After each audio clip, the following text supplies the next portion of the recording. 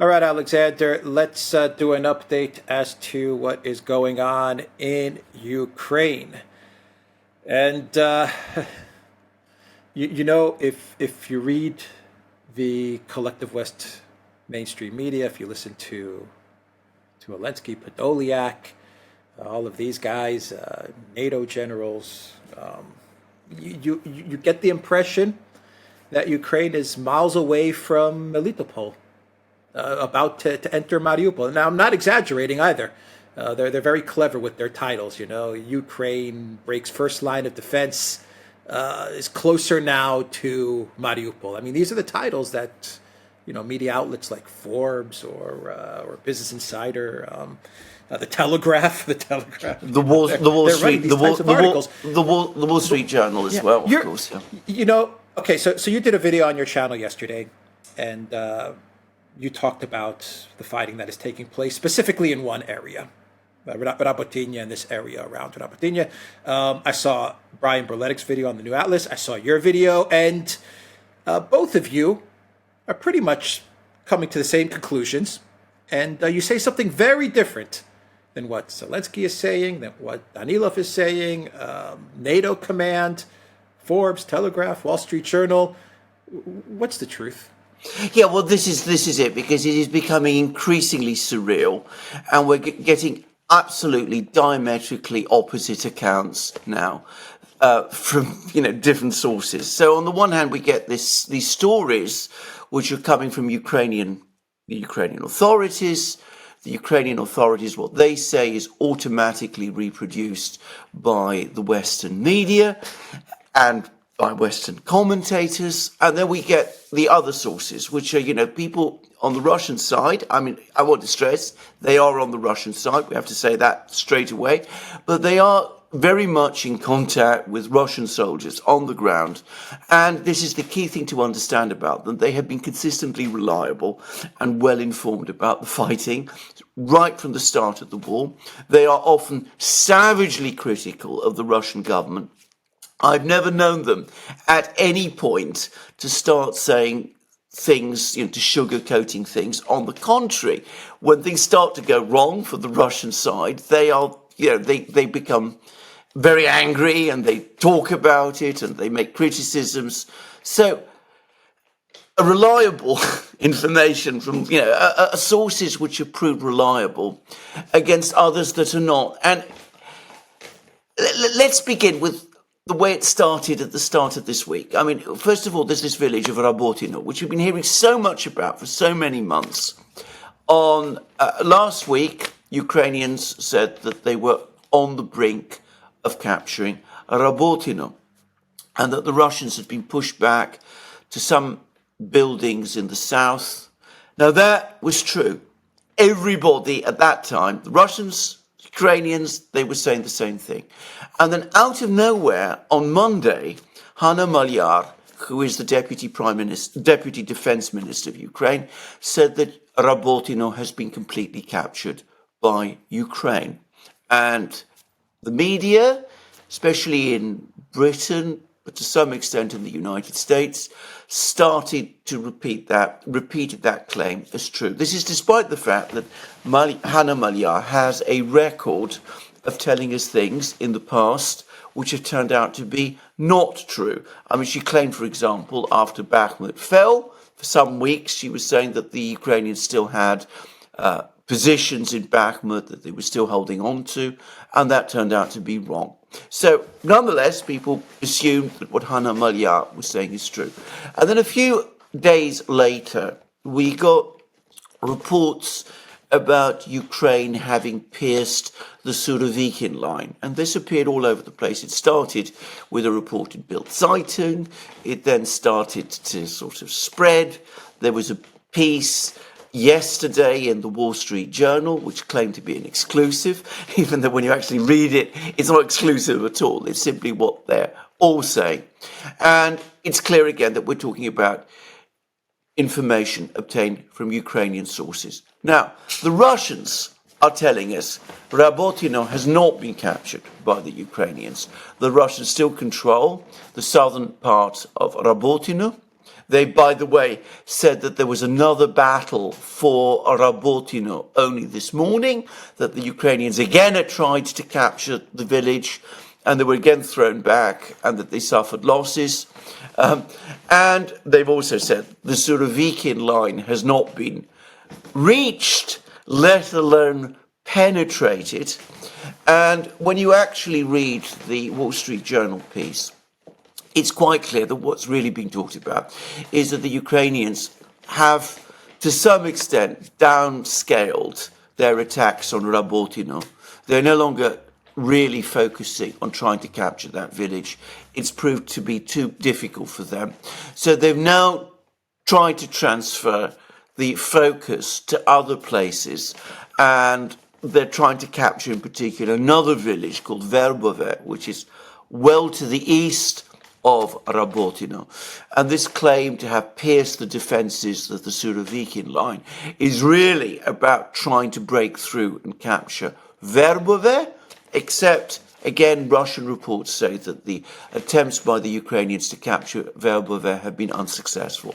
Now, who do you believe? Well, I have no doubt at all that the Russians are telling the truth. The reason I say that is because the people that I am talking about, not the Russian Defense Ministry, not Russian officials, but the sort of war correspondents, the journalists, the reporters from the ground, as I said, they have a record of telling the truth. And I cannot believe that they would simply invent whole battles like the one in Rabotino this morning out of the broadcloth. And moreover, what they're saying is consistent with what we know about the course of the offensive overall. So this is what I think has happened. I think that some people in Kiev, in Washington, have been increasingly worried that the offensive has not been going well. They're getting concerned that there's been all this bleak reporting about the progress of the offensive in the media. There have been all these articles that we've talked about in the Wall Street Journal itself, the New York Times, the Washington Post. Washington Post, by the way, has been one of the newspapers that's been covering this less. So that's an interesting fact in itself, by the way.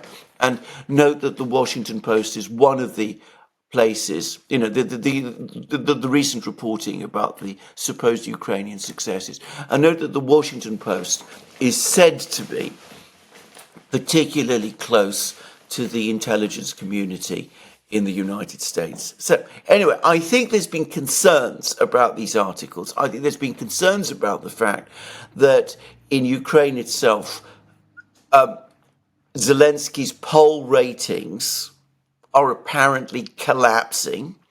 I think there's also worries that there's now more and more demand starting to build up throughout the system for some kind of negotiation process to be launched. And there are people both in Washington and Kiev who don't welcome that at all.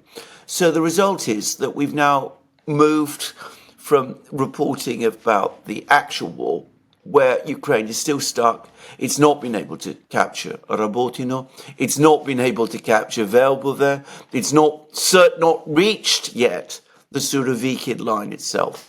So what we're getting instead are news stories which say that Rabotino has been captured. Well, of course, it hasn't been. But then Ukraine took a decision a short time ago prohibiting journalists from the West, and indeed even from Ukraine, from actually going to the front lines. So there's no direct way to contradict what they're saying, at least on the Ukrainian side. So they're saying that they've captured Rabotino. They haven't captured Rabotino. They're saying they've penetrated the Surovikin line, when in fact they've been trying to capture Verbove. And we're getting these attempts, in effect, to create a narrative construct for the events of the last week or so, which is not consistent with reality. That's how it looks to me. Yeah, fake it till you make it, as we say in the United States, right? You have to say that you've captured Rabotino. You have to fake everybody into believing that you've captured Rabotino, and hopefully hopefully you capture it. That's I guess the strategy Yeah, of the Zelensky regime. That's the strategy of yeah, the collective West mainstream media. I mean, I've read that the narrative is kind of like, we're gonna move now to the flanks, and we're gonna surround Rabotino. We're not gonna go straight on through yes, Rabotino. Now we're gonna just kind of go around it. yeah, That's what I've been reading is yeah, the new brilliant strategy, which is very odd to me because you change your strategy just right in the middle of an offensive, and you decide to go around something. That means you can't go directly towards it. So something yes. is wrong. Something's not Well, going right. What yes, happens if, when, and if the Ukraine military doesn't capture Rabotine? What then? I mean, the counteroffensive is already a failure. Even if they yes, capture Rabotine, we're talking about a massive failure. A yes, massive failure. yes, When you look at a map, forget about Forbes saying that Ukraine is getting closer to Melitopol. When you look at a map, you understand that even if Ukraine were to capture Rabotine, we're heading into 3 months of fighting now.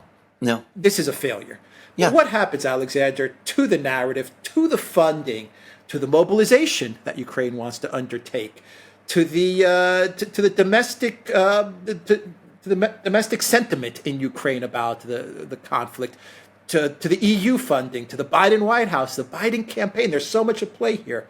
What happens if it comes to light that 3 months into this, we're now heading into winter, and we didn't even capture Rabotine? What then? Well, the short answer is they're not going to say that Rabotino hasn't been captured. It's a small village, 480 people before the war.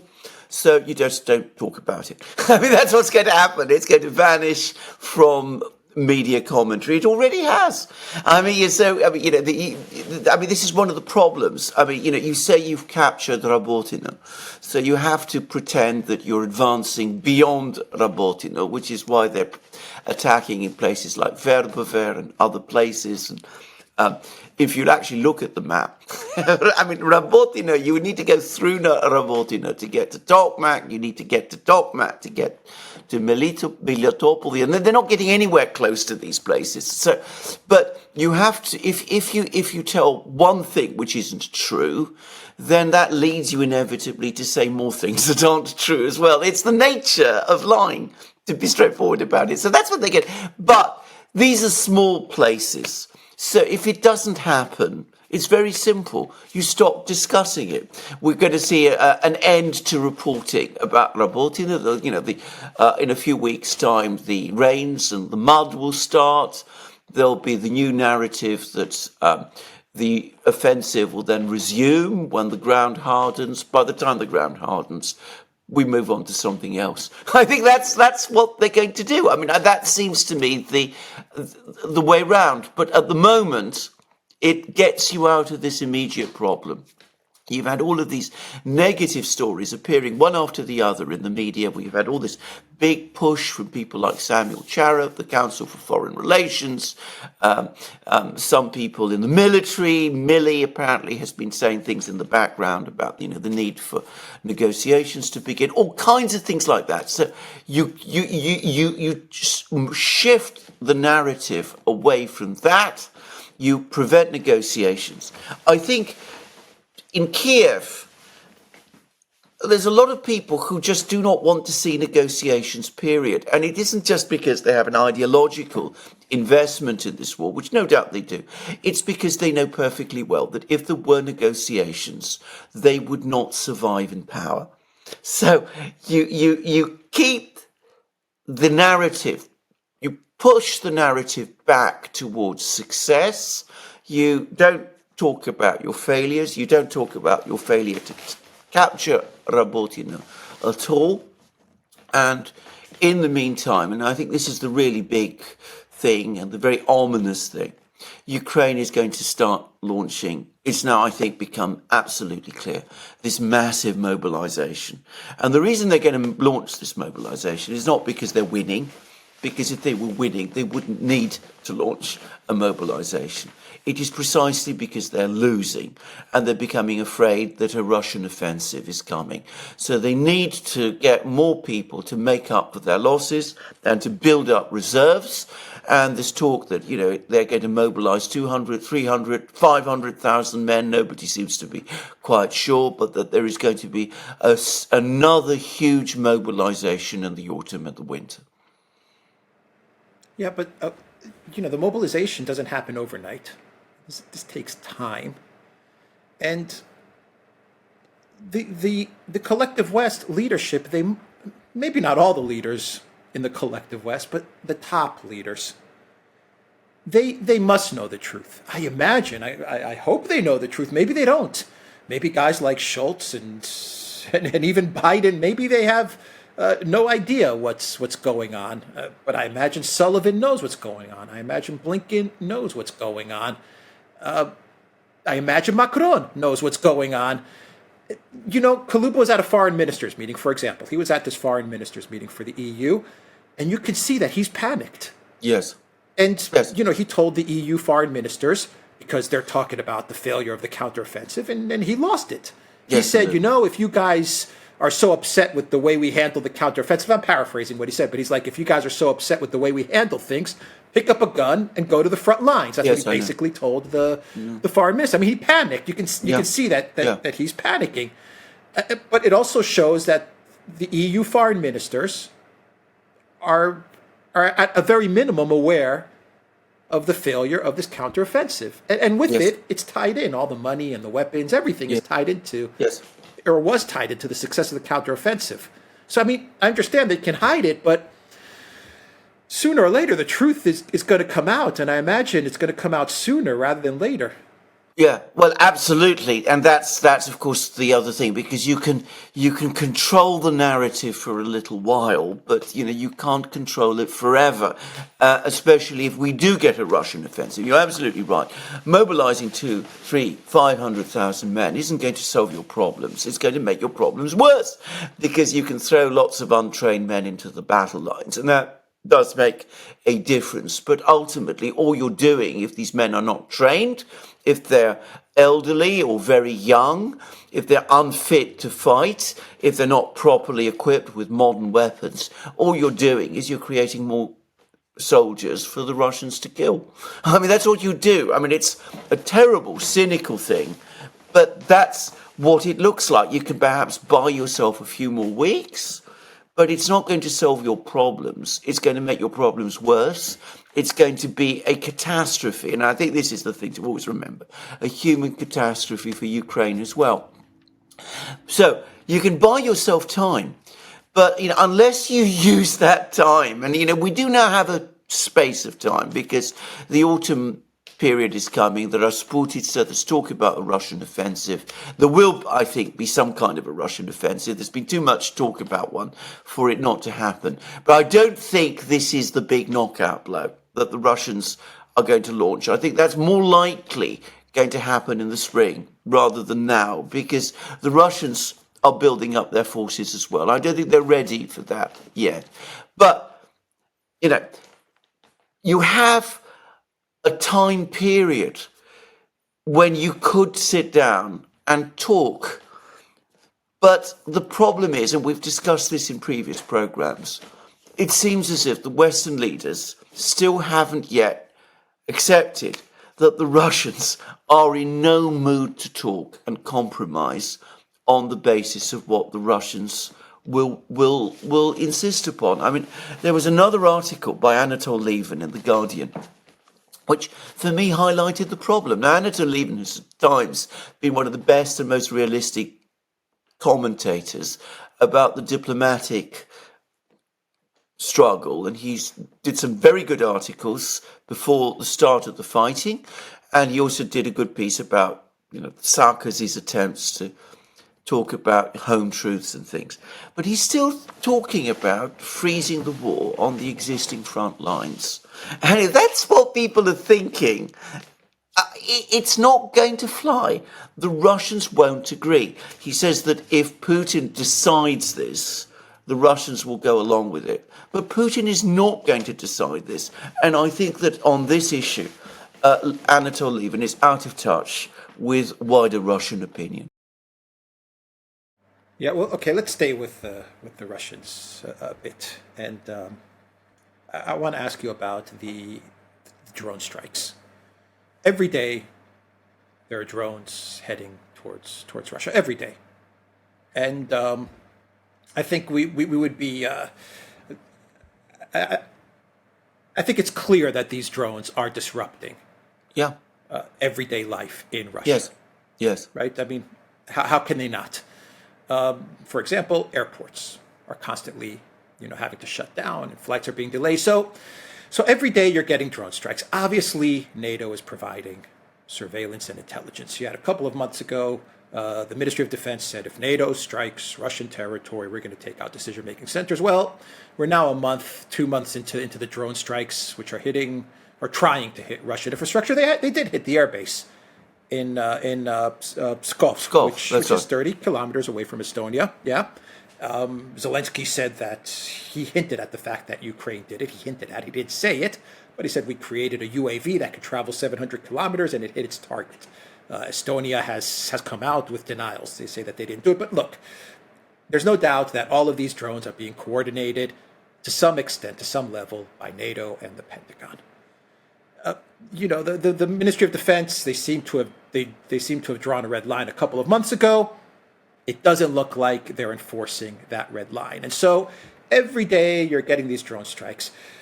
With every 100 drones, no matter how good a job Russian air defense is doing, they're going to hit something. And, they're going to hit infrastructure. They may hit a civilian target. I don't know. I hope not. But, it's just logic. If they keep on launching, something's going to get hit. And at a minimum, it's going to disrupt Russian society. What do you think is happening here? The New York Times says that Ukraine is launching these drones so that they can keep the Ukraine population believing that they can strike at Russia and they can keep the population invested in the conflict. There's obviously a part of motivation by the collective West and by the Zelensky regime to launch these drone strikes into Russia in order to panic the Russian population. But for the Russians, for the Russian side, for Putin's government, I imagine they're going to have to handle this sooner rather than later because, you can go a month with this, you can go 2 months with this, but after a while, I'm getting messages from, I'm listening to hardliners on social media, and I'm getting the message from them. They're starting to say, look, what's going on here? This can't go on forever. And so I think there's pressure there as well. And anyway, I want your thoughts on what I just said and the strike on the airbase and everything connected to the drone strikes. I just want to say that we both have said, and we both understand that on a military level, as far as the conflict is concerned, it doesn't change the dynamics of the conflict. But it is having an effect on all sides. Absolutely. So the first thing to say is that, increasingly one gets the impression that Russian military facilities are being steadily hardened and that it's becoming very difficult increasingly for Ukraine to send drone strikes that are able to get through and do significant damage on the Russian military. So, this is not having an effect on the war. The reason the drones got through to Pskov is twofold. Firstly, this is an air base which is focused on air transport, Ilyushin 76 aircraft and that kind of thing, which are transport planes. It's not an air base that is directly involved in this conflict. They're not participating. Those aircraft are not participating in the conflict because they're transport aircraft. They're not bombers. They're not fighters. They're not anything like that. So one gets the sense it was some distance away from Ukraine, 800 kilometers. It's transport aircraft. It probably has been given lower priority in terms of hardening. So, protecting, getting protection. So it was a softer target. Ukraine is finding it more difficult to strike harder targets. So it went for this particular airbase. So, I think we need to understand that in military terms, this isn't working. Now, political pressure on the Kremlin to change course, to intensify the war. Will this have an effect?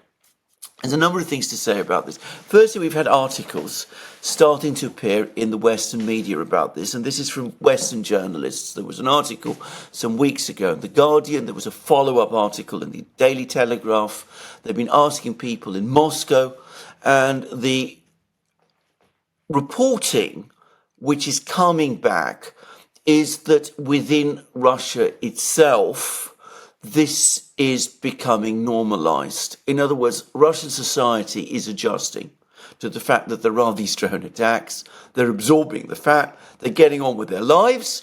It causes a certain amount of disruption, but it's not so bad and so critical that it's changing the public mood and is changing the mood about the war. In fact, if anything, it might be hardening things a little. And I think the Kremlin doesn't want to escalate things. I think it probably calculates that part of the purpose of these drone attacks, certainly they are intended to improve morale in Ukraine. Whether they really are is another matter. But anyway, to improve morale in Ukraine, to create good headlines in the West, to reduce morale in Russia. But as it's not reducing morale in Russia, as the military conflict, as the military side of the war is unaffected from the Russian side, I think the Kremlin has decided that they're going to absorb this. They can absorb it. They can cope with these problems. It's not causing excessive amount of political pressure on them. It's, on the contrary, solidifying Russian society further behind the wall. Now, the big change is going to happen if one of these drones or some of these drones gets through and large numbers of Russian civilians are killed. Then the pressure on the Kremlin to respond, and to respond in a big way, is going to grow. That hasn't happened yet, and the Kremlin must be hoping that it won't happen. But if it does, well, the Kremlin has launched missile strikes on what they call decision-making centres. They apparently launched another one about a week ago on some place in Kiev. They might start doing that to a greater extent. They don't want to go there. They don't want to escalate the war because, from their point of view, the war is going well. They're winning. They don't want to create a pattern of escalation which might spiral out of control, conceivably affect diplomatic support for Russia in the outside world, and enable the West to mobilize more resources and more backing for the war and for Ukraine. So this is what the Kremlin is trying to do. They're trying to absorb these attacks. They're probably relieved that Russian society has been so stoical in response to them. But of course, if something big gets through, if, as I said, I don't want to discuss potential targets, but if, say, an apartment building is destroyed and Russian civilians get killed, well, then, of course, the pressure will then be really on, and we'll see what the Kremlin does. Yeah, I agree with your assessment. I think in general, Russia is playing defense, and they're absorbing whatever the collective West is throwing at them, whether it's on the front lines or whether it's with these drones. My thinking is, when the offensive comes to a conclusive end, yes, the counteroffensive, that's when Russia is going to start thinking about their response, not only to what's happening on the front lines, but I think that's where they're going to start thinking about their response to the drones as well. Yes, I mean, do bear in mind, the West is becoming increasingly frustrated with the Russians. I mean, we've had, we discussed this recently about how Scholz and Macron are trying to call Putin, and they're finding that he's not speaking to them. It turns out that the White House has also tried to call the Kremlin, and the Kremlin has refused to take the calls.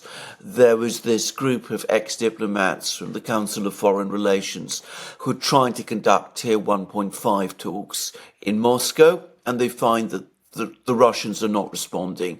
And in fact, the Russians officially are denying that there's been any kind of talks at all. They say that there's just been informal contacts with people that they call scholars. So, in a sense, you can almost see these drone attacks, because you're absolutely right, by the way, they are being promoted. They could not be conducted without help from the West. I mean, you need to be able to send drones in ways that avoid Russian radars and things of that kind so that they can get through.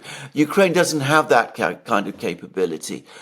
It has to have come from the West. The West is telling the Ukraine where the radars are, the Russian radars are, so that the drones can slip round them.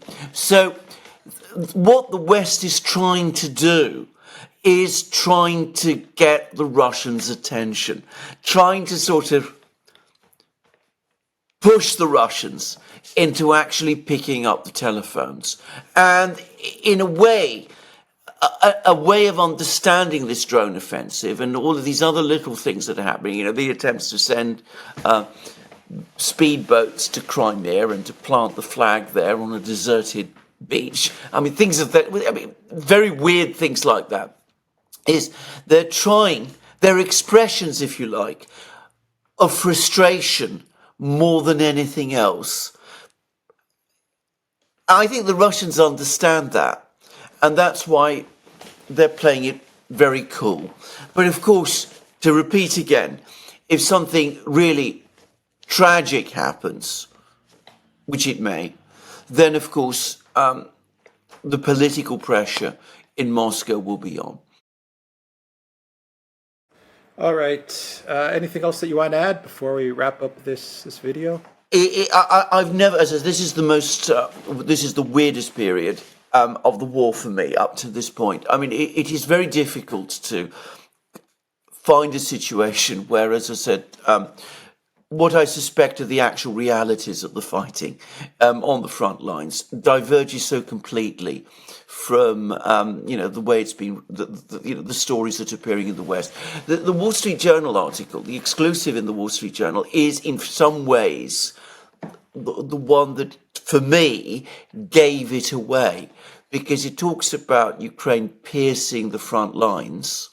And actually, when you read it, they're talking about an attack on this village of Verbove, which is not quite the same thing if you really track it carefully.